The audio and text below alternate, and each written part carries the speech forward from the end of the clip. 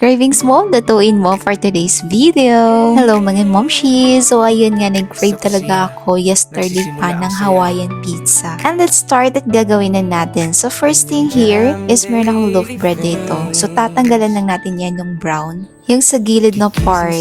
And then, using the rolling pin like this one, is i-roll lang natin to flatten. And yes, i-flatten natin yan kasi isa talaga sa mga gusto ko sa pizza is yung manipis talaga yung bread. Para isang kagat pa lang, dinig mo talaga yung crispiness. Oh ba, syempre. So yun nga, i-flatten lang natin yan. Alam mo ba, mas easier lang pala mag-flatten ng bread kapag gagamit ka ng rolling pin. So, naka-roll na nga pala ako ng I have it here, 6 pieces na to. And then, ipagdikit-dikit lang natin siya, like this one sa video ko, para makagawa tayo ng medyo malaki na pizza. After ngang maipagdikit-dikit ito mga momshies, is i-roll na naman natin ito ulit para magdikit talaga siya, like this one. May saya't ligaya from my heart, diretso sa inyo, ani ang jam, daily finds kasama nyo, balbag. Kahit simple lang, basta galing sa puso, swak na swak, tikim pa lang. Flatten dyan is kumuha lang ako ng plato na para maging bilog talaga. Yan siya ha. So this is the result niya. And after that is bumili nga pala ako ng Italian pizza sauce.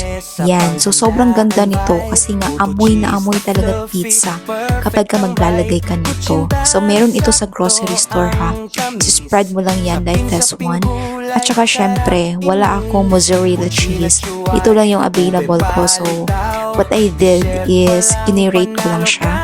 Yan, like this. After ng cheese, maglalagay lang ako ng ham at yung tidbits nito.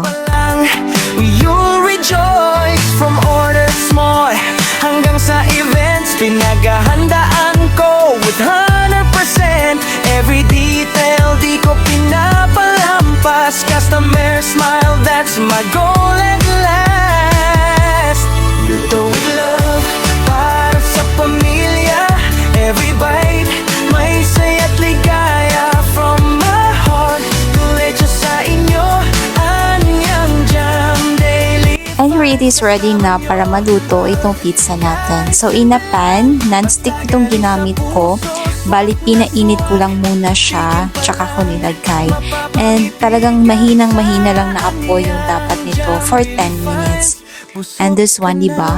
Medyo nag-melt talaga yung cheese. Siguro kung mozzarella yung ginamit ko, talagang melt na melt yung cheese.